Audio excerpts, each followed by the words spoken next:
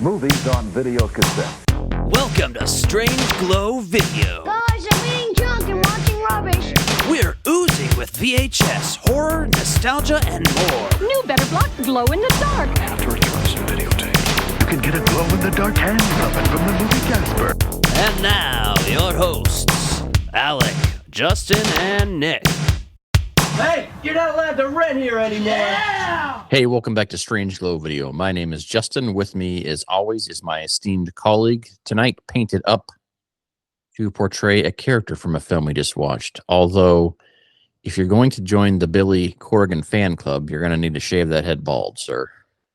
I think realistically, like sometimes I glance at it and I look like Peter Criss from Kiss also. It almost looks like the cat makeup, but it's skull makeup.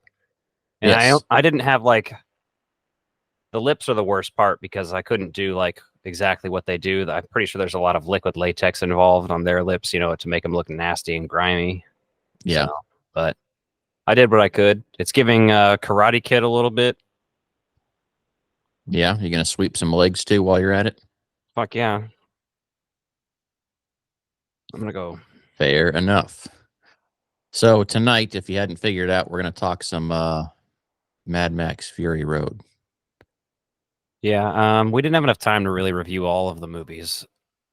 And since this one coming out is a prequel that has a character from this movie, I figured if we're going to cover one, it may as well be this one. It's the most relevant. So, yeah. I am stoked for this movie, though. When I saw Fury Road in theaters, I went with our nephew, Lucas. I was, how old was I? Like 25, 26, somewhere in there? Came out in 2015, yeah, so. I was like 24 then. So I was not like expecting, I was like, I don't know how good it could be. We'll see what happens. We didn't see it in 3D, although it came out in 3D. And there's only a couple spots that's super obvious that it was 3D. They didn't go over the top with the 3D bullshit. But there's a few spots where you're like, oh yeah, this is 3D. Yeah, like, a couple of like the steering wheel things flying in your face for sure. Yeah. But, you know, other than that, it still looks cool. Yeah, no, I think it's a good picture, right? And then obviously with Furiosa coming out, I think we're gonna see this story taken to the next level. And early reviews are really positive for this, which can be good, can be bad. You know, I mean, you know how movie reviewers go. Well, that's true, but as long as it holds any sort of the same spirit as the Fury Road, it's going to be solid. The cast is interesting. What's her name? Anna Joy Taylor. She's playing Furiosa. She was in Split. That's the only thing I think I've really watched her in. She's in the sequel to that too, probably. But yeah, some other stuff. She's like kind of high profile now. She was in maybe Last Night at Soho. Was she in that? Not 100% sure. I think she just did that movie with Glenn Powell. What was that called? It's like a rom-com movie. Oh, I don't know. Well, I mean, it looks halfway decent for a rom-com, you know, like kind of funny movie. Like, I don't go out of my way for those, but, you know, if the wife wants to watch one of those, I'm down to, you know, watch something with her every now and again because I made her watch Mad Max tonight. So I was getting some funny looks there. I'm like, look, this one's probably not your cup of tea, but I enjoy it. So it's like, I don't know. It's a really good movie with like a feminist message too. Like, I mean, it's not like it's pretty obvious that it's pro that just because like that's what the heroes are doing. They're rescuing women from being sex slaves. Like that's what Furiosa's mission is in this. Mm-hmm. Yeah. And Max just kind of happens to follow along with trying to get away from those fuckers. And then is like, you know what? I'll help you out. This is like worthy cause.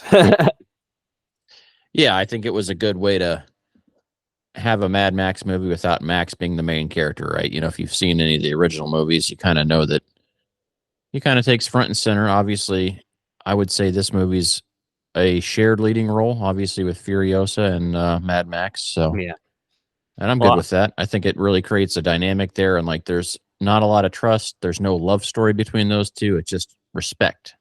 Yeah.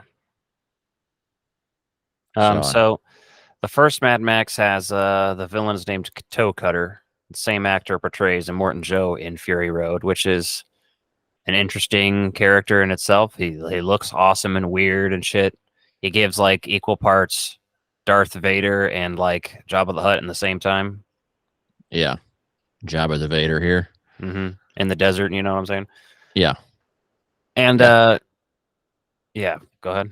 I was going to say, I think it's just a interesting concept, and it's shot very well. It's beautifully shot, right? And when you think about all those cars driving and this,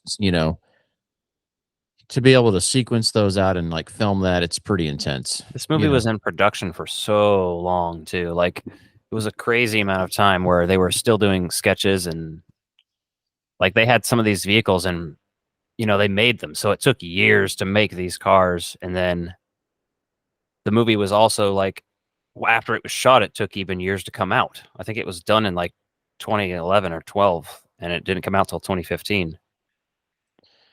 Yeah, it's a damn big production, right? So I think Tom Hardy's pretty good as Max in this as well. Well, yeah, considering he has very few lines, but his facial expressions. One that comes to mind is when she's trying to lure him to let her back in the truck, and she says, "Like, you want that thing off your face?" Just when he looks over at her, you can tell the look in his eyes is like, "Oh, okay." So it's hey, it's good acting that way. It's like when they do Power Rangers and they have masks on, they have to like exaggerate their bodies. It's hilarious. Yeah, even him with that mask, right? He doesn't really have any dialogue for quite a ways into this movie, right? There's not a reason for him to speak. So he has the opening dialogue, but it's like monologue, like narration style. So yeah, like it's inner thoughts. Yeah, exactly. Your inner voice kind of bringing us up to speed on what's going on with it. So there's some interesting stuff in this, and there's some crazy shit in this, obviously. So yeah, a lot of it's practical. There's obviously CGI, but like a lot of the car chases and stuff, and even car stunts, like of people jumping off cars and shit, they really did in this movie, which is fucking wild.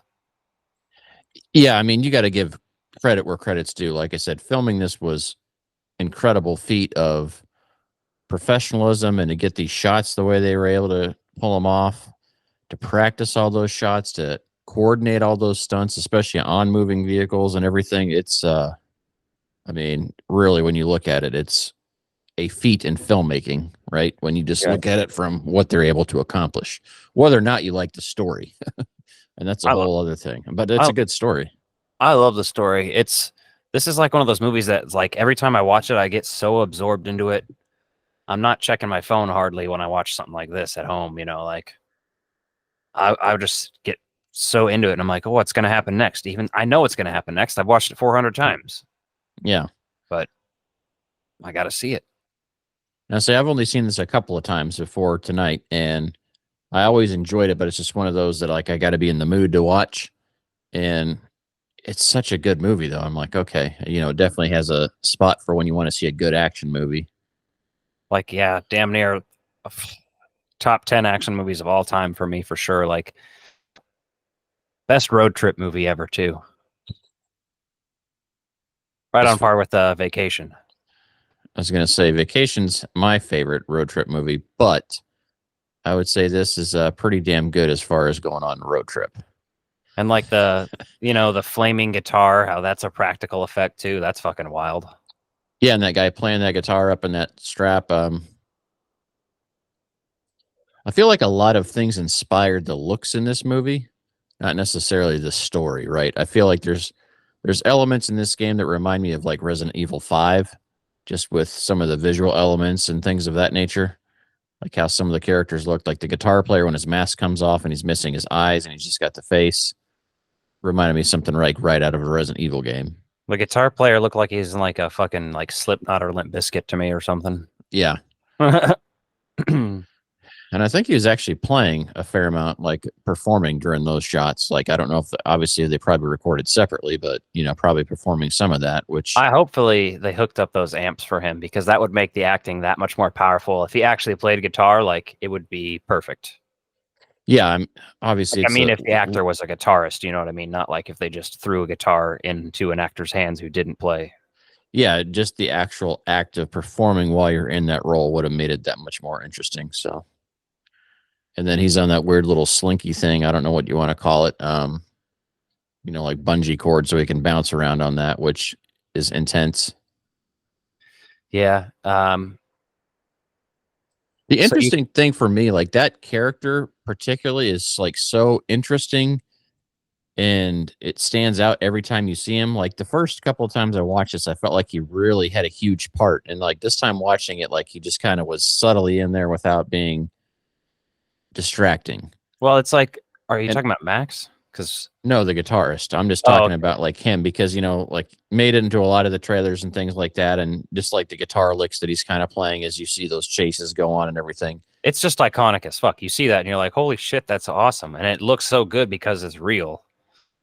Like it doesn't Yeah. look crazy and fake and shit. Like then there's the stuff like, you know, Charlize Theron is wearing a fucking green glove the whole time they film this, you know, so they can CGI her hand out to be fake. Mm-hmm. And then also like the storm that happens, that's obviously crazy amounts of CGI, but then that's what I always say. Like if you do practical effects right and CGI, like that's where you win.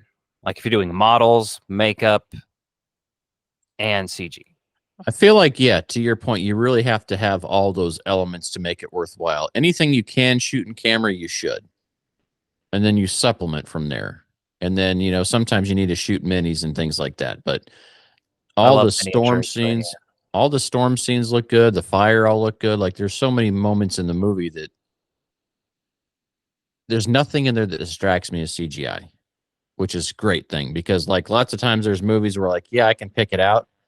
But in this movie, there was nothing in there. I was like, oh, okay. There was maybe one scene where I feel like I kind of felt like it was shot on like a blue screen. I feel like that's the big tornado scene there. But it wasn't even that moment. It was another moment like when they're coming back under the bridge where, and that could just be because the way it was shot for 3D as well. Right. So it may have just been that scene felt that way just because it was like a 3D scene, is, you know, so. Yeah. But for the most part, like this movie, I wasn't thinking about CGI or practical. It was just like it looked good start to finish. The effects were great. The stunts were great. Yeah, it's fun. And I like how our heroes have very limited supply of bullets and everything. So it's not just an entire shootout movie. There's some ingenuity to it. And the pacing's really nice too. I always I didn't take any notes for this because I figured we could freeball it. I've seen this movie enough times. I didn't even watch the whole thing because I'm gonna finish watching afterwards here. Yeah. I went and got some dinner and did some things around the house, but or the should I say shitty apartment. I lost my train of thought. I was getting mad about my apartment. What was I saying? Oh, you're before you're ranting about your apartment, you were talking about you didn't finish the movie. Before that, I don't know. I'm not your fucking mind keeper here. I'm a goddamn It's losing fine. it here. But oh, I remember. So like, I want to kind of talk about some of the points as I can, at least as much as I can, in order as far as I remember. But the one of the big things at the opening is, you know, Max gets captured. Mm-hmm. We barely see his car in the beginning, which is such an iconic car too from the second movie and like the end of the first. Like it's just it's iconic, and we see a glimpse of it, but then it's like, you know, and then it's reused. I guess it's repurposed for a minute.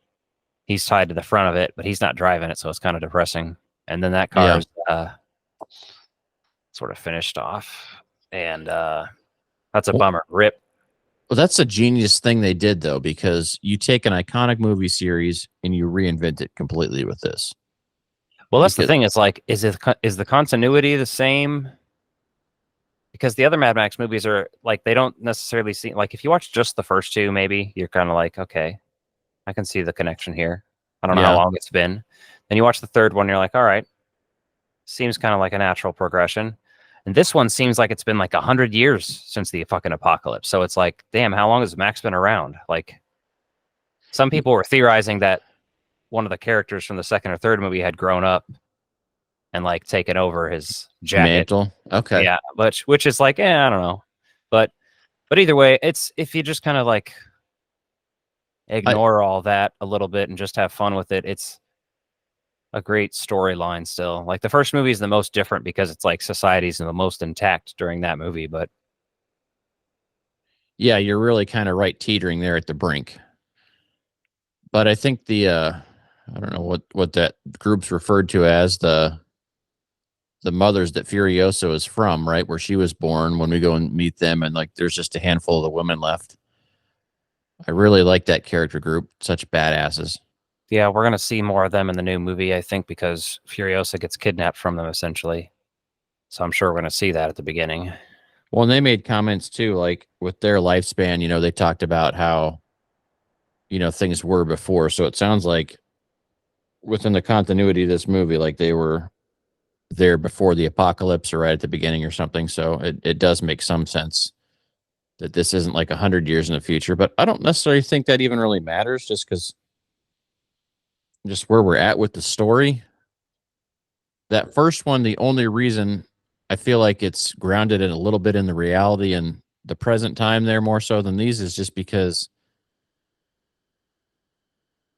it was shot, that was the late 70s when they shot that and released it in 80 or so, somewhere around there.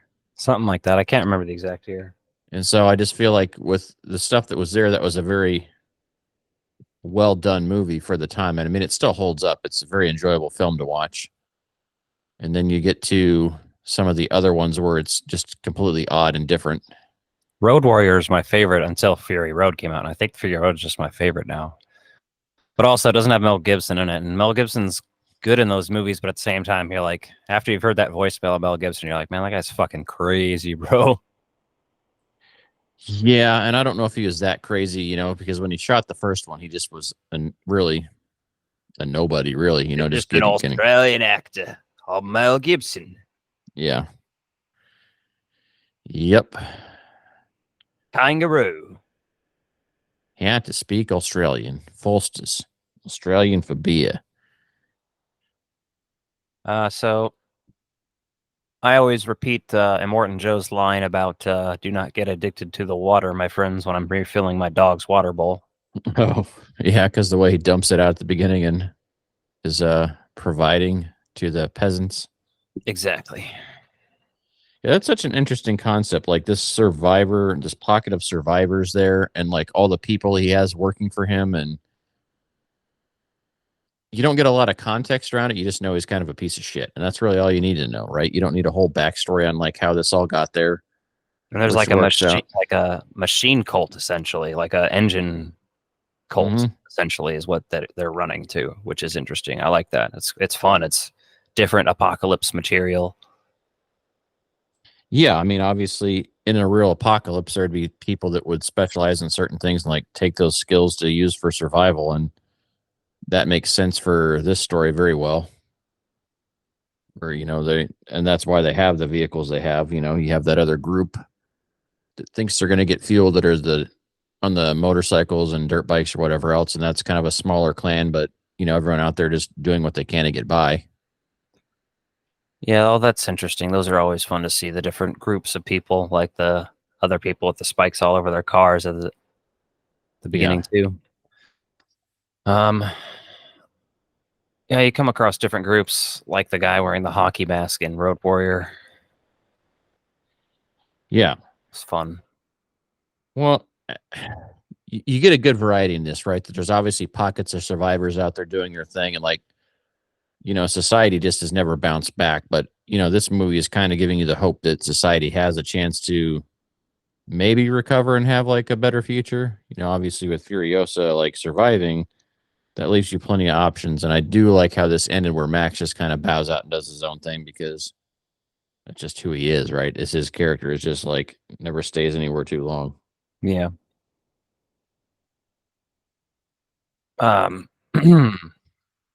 What else is there to chat about in here? Some of my favorite stunts are the people that were like on those little catapult things, like flying into the cars, back into them and out of them and snatching people. Like that was some intense shit. Yeah.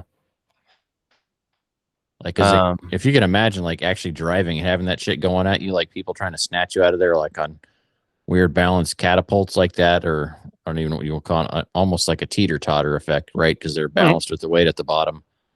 Kind of crazy shit. Pretty wild. All the vehicles, that's funny. That's because they were like made, so those are real driving vehicles. It's fucking nuts. Mm-hmm.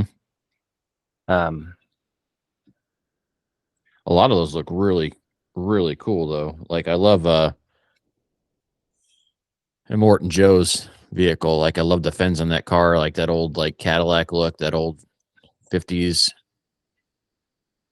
stack car with the quad fins on there. It's just like, oh man, it's so abstract, but it looks so interesting. Like I could see somebody doing that, stacking those cars just to get their story across, or like have something be kind of badass. And visually, it's very appealing. It's like, oh, doesn't make any sense. And then there's like the almost looks like an old dune buggy inspired by the Beetle that's, kind of like hot rodded up on the is a monster truck. Like there's just such a good variety of vehicles, and they all look so abstract yet familiar, right? Everything feels like it was made out of real shit, and none of it feels like too far fetched that someone wouldn't actually do that or come up with that design. Like it all feels like shit that people would do if they were like just fucking going hog wild with a chop shop.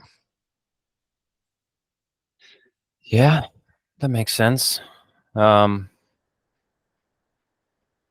Did you have a favorite vehicle in this? Probably the vehicle with the fucking amps and the guitar player. That's sick as fuck. Yeah.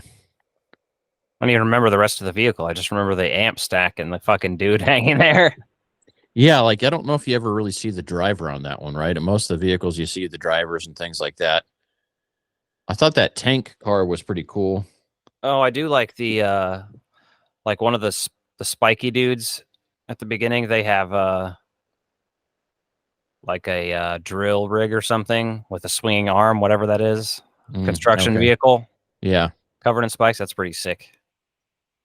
Yeah, there's some good shit in there. And they had a good variety of stuff as far as ideas go. Like when they were trying to slow down the rig and shooting catapults into it and like throwing rakes out behind them to slow them down and like take drag away and like try to overheat the engines and things like that. Yeah. Some good stuff there. When they stopped and had to use the tree and the tow strap around the tree, or the what do they call that, a winch? Yeah. That was a pretty cool scene. That dark scene where they shot, like you can clearly tell like they shot some of that like in low lighting, but it also just feels like so unsettling with that lighting structure when it's dark out instead of just the bright light. Well, yeah, Really, there's a chrome version of this movie. Have you seen that or heard of not, it? So it's essentially black and white, but it's like a fancier. The movie's chrome, so it's like it's not black and white, but it's chrome. You'd have to look at stills from it. I'm actually going to pull some up right now while I'm thinking about it.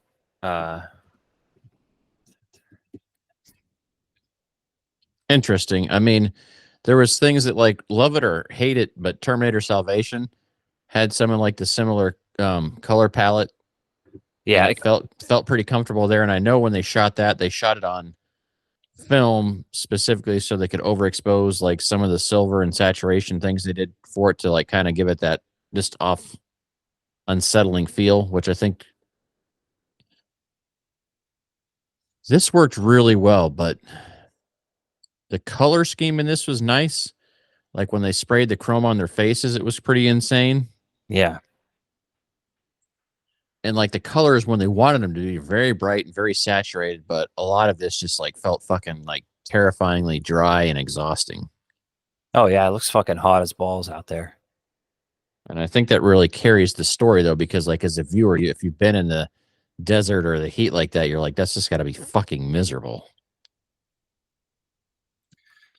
Oh yeah, so the Mad Max Fury Road Black and Chrome edition is what it's called. Nice. Okay. But that's kind of a thing George Miller did and was heavy into. Like that's when he was like, I want to do this. Yeah, it makes sense to have that option out there, right? I think a lot of color obviously looks great on this, but that could easily really change the dynamic of the story, because when you remove, really makes you focus in on things in a different way. I might have to check that out that way. I've not heard of that one. The closest thing I've heard to that is the Godzilla -1 - color. That sounds intriguing. I haven't had a chance to watch that take on that yet. So yeah. I don't know how much, if he just like threw a filter on to do the black and chrome or what, but I don't think that's what happened. I'm sure you could read about it more. That'd be an interesting video too, but yeah, I highly doubt they just threw a filter on it and did that in post. I mean, because obviously certain scenes you'd have to change the contrast and brightness and everything for that to work in a way that you don't do with color. So I'd imagine there's a lot more to it than just throwing a filter on it and cutting the film that way, right? I hope so anyway. all the stills look really good from it, so Yeah. Yeah, as far as Mad Max movies go, this one's pretty up there for me. I really enjoy it. The first one really stands out to me as well. And, like Thunderdome is kind of an interesting one just because that's so. I mean, that's mostly kind of set like within that one location, right? So it just seems like it's a smaller film as far as the world that it exists in compared to some of the others. mm-hmm. But this one, like this world feels gigantic. Like Yep. Here's a question for you, and just have you seen the movie Waterworld? I have not. I'm aware of it though. I have interest in it. So for me, and this is just strictly like me bullshitting it, but it's the opposite of this movie, right? Where there's no land anymore, right? Obviously, it's all water, and then they're looking for land, but this feels like it exists like within that kind of a same universe. Like just no one knows what the fuck's going on. Like the world's just been so fucked by everything that you're like, we don't even know how to find land, and then you have like deserts when you get to it. Yeah. But kind of has that. I would say Waterworld is kind of like the Mad Max on the other side of the spectrum. Yeah, I mean that's what people say. It's like Mad Max on the water. Yeah. I don't know. Yeah, I really was happy that I got a chance to watch this again because, like I said, I've only seen it a couple of times since 2015. But every time I'm not disappointed. It's just one of those that I haven't oversaturated myself to yet. So I think it's a good story. Like everybody that they added in there worked out pretty well. Like adding the women that were in there to help, and then obviously the brides and his property, and it was all those characters were interesting. Obviously, those women wanted their freedom, and yet there is some sense of loyalty out of fear, just because obviously they were treated well, a lot better than most, as far as access to food and water. Everything else they went through is probably torture as hell, but like that fear, it almost becomes like that Stockholm syndrome, like where you're kidnapped by somebody and then they feel like they have feelings for them because of that. The main Moore boy too is played by Nicholas Hoult, who's Hank McCoy in the X-Men movies, the young Hank McCoy. Oh, okay. He was in he was, what's that fucking Renfield. He was Renfield in Renfield also. I didn't see it, but Okay. he's a pretty big name actor, so that's interesting. He kind of disappeared into that character a little bit, so. Well, they did such a good job of having all those characters like kind of blend into one. Like I literally looked over at Liz when we were watching this. I was like, this feels like the longest Smashing Pumpkins music video I've ever seen. Mostly just because like they all had that kind of like look, that pale look, and The world is a vampire. and what's that 90s movie where the guy's really pale that also kind of has that same vibe? I don't know. He looks like the X-Men Calabar. Oh yeah, that's true. It does. He's in Logan, and I think he was also in Apocalypse, X-Men Apocalypse. Different actors, but Yeah. Yeah, there's I'm just curious, like with this Furiosa, because I haven't read any reviews and I've just kind of seen the initial trailer. Not avoiding it for spoilers or anything, but just because I just haven't had them come up in my, doom scrolling or whatever else.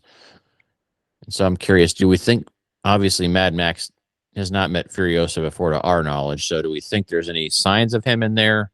Obviously, I'm assuming there's going to be some Easter eggs and references to his character and what's going on at that point in time. Like maybe we see his car, something silly, just kind of like to shoehorn in, like, hey, don't forget.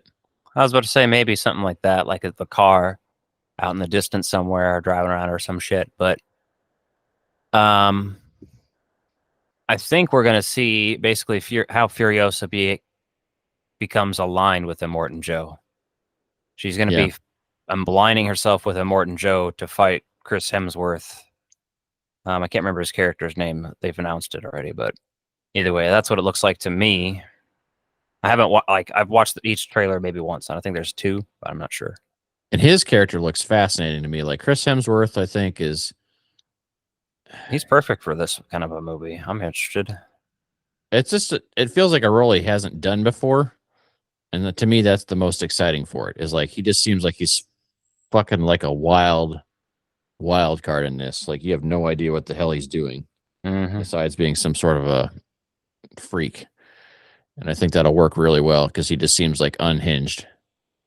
And like obviously, Immortan Joe is like a character, but he seems like to have a very set structure and purpose. Where this character just seems like he's just full on like batshit. And I think that's going to make for an interesting movie and an interesting villain. Yeah. Yeah, I'm stoked to see it. It comes out in I think 4 days. What is it? Yeah, something like that. So. Yep. Previews will start on Thursday, so yeah, we'll have to tune back in and hear what we think about it because I think this is going to be very interesting, very well done movie. You know, like I said, early reviews are a good sign. I feel like Fury Road did very well with reviews too, especially for a franchise movie that was a sequel years later that really was like, how do you revive this franchise? You know, it felt like it was like, oh, okay, that makes sense. Yeah, I don't know. Because I had seen, I think, only the first 2 Mad Max movies when I went and saw this one in theaters. Okay. And I was a fan of them because I was getting into all that apocalyptic 80s and 70s sci-fi and shit at the time. I was like using it as musical inspiration, all sorts of weird shit. And I just remember being fucking blown away. Like I had mid expectations and I walked out and was just like, holy fuck. I don't know if I ever walked out of the theater being more like impressed, like, and just surprised at how good that was ever. And it's because sometimes my expectations they're different than what the movie turns out to be. Like this was a big one of those. I had no expectations and was like floored. I think sometimes that's the most fun about going to the movies where you don't have expectations. Like obviously we have franchises we love and you know, movies we love and want to see sequels too, but even in this case, I just feel like it's, you know, I didn't have deep ties to the original Mad Max movie. So when I saw this, it was like just so refreshing to see something you're like, wow, how do you know, you took this concept and like really ran with it and did something completely unexpected, something fresh that is unsettling. It's got good action. You know, interesting villains without having an insane amount of dialogue just to like bog the movie down. It's like really just an action picture as the best as they can get. Yep. Which is hard to do, you know, like lots of action movies still have a lot of chit chat going on. Like in this movie, doesn't feel like there's a lot of bullshit going on. It's like, we're going to give you what you need to get through the story, kind of get you there. And obviously Max is pretty quiet throughout. And so when he finally says his name to her, you know, like you obviously see like that relationship peak with the trust and respect they have for one another. And I think that was one of my favorite things, you know, the fact that there's no love story and try to twist into this, you know, a lot of action movies got to try to have a love interest because they just think, oh, there's got to be some sex appeal. And you're like, I mean, you have all the brides hanging around in this movie and they kind of fill that role without making it be like a overtly sexualized, like. I feel like it's anti-sexualizing, or it's supposed to be at least. Yes. I mean, well, no, I don't think they overly sexualize it. I don't think they have the sex appeal. Because to me, I was thinking how Charlize Theron is still the sex appeal. Yeah. And Tom Hardy is, depending on who you are, because that's true. Tom Hardy is an improvement on Mel Gibson.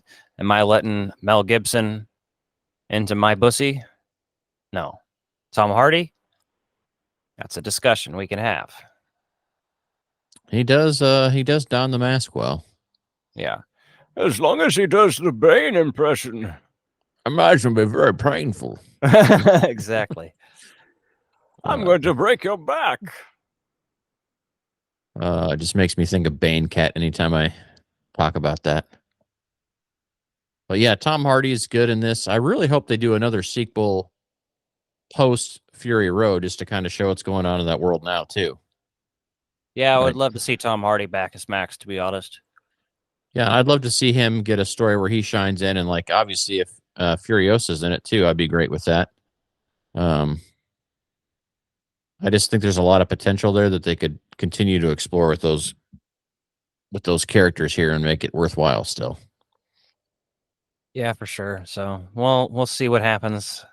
We'll see this Furiosa this week, and then get back to you with a review shortly after. Get back to you. What? Did you I'll see get it? back to you. Yeah, so let us know what your favorite Mad Max movie is in the comments. Let us know if you're excited about Furiosa. Do you think it's going to suck? Do you think it's going to be the best thing since the last movie? You think it's going to be better than Fury Road? Like, that's the controversial question, I think, is like, is this better? Could it be? It could be, but I don't think it's going to be, but it could be. Don't know yet. Haven't seen it. Yeah. Hard to say. Hard to say. My biggest concern, just out of the blue, was them having to recast. You know, and like, I know Anya Joy Taylor, like by name, well enough, but not to have an opinion of her in an action film. So, obviously, time will tell. But I think it was worthwhile for them to make it. So, Yeah. I think Charlize Theron's an underrated name, too. I think she deserves a lot of credit for this movie being so fucking awesome and making that character one that's worthy of a fucking movie dedicated to that character. It's all on fucking her shoulders. I really liked her in Prometheus as well. I just always really like her in general. And not just because I'm like, yeah, she's hot as fuck. Like, she's attractive and everything, but like, she's a great fucking actor. And damn, give this bitch some credit. well, I think that's where you have to go with this. You know, like, okay, if he really carries this movie hand in hand with Tom Hardy, right? It's a co-headlining movie, right? You know, like they're working together hand in hand for this. And I think if you recast either one of them, it doesn't have the same level of appeal for it to play out the way it did. Yeah. I don't know. I'm excited to see Furiosa. Like, watching that again got me hyped up. You know, this has kind of been one of those ones where I'm like, okay, it's coming. But you're like, oh, okay, it's here. Let me get back into it. Let me watch this. It might be a really good driving movie too, because it'll probably be pretty fucking bright too. So yeah, and I think even the dark scenes in Fury Road were still like bright and unsettling in a way that you could just tell that it was supposed to be overcast and dingy in a way that it felt nice. It was a nice contrast to that. So even those scenes should show up really well at the drive-in. yeah, like the guy who was fucking blinded and they have a flare in front of his fucking face. Yeah, and they're like, I can't see. Put it closer. And like, it's right there. Your nose is on fire. So interesting characters in there, though. Like I said, that little tank that they were driving through that scene was one of my favorite vehicles in there, just because it looks so absurd. Like, what you just got tank tracks on that thing? Like, okay, kind of wild shit. How you got in there, King Kong? Yeah, what do you got in there, King Kong? Arr. All right, well, I think that's kind of wrapping this up, man. But we'll be back next week with our thoughts on Furiosa.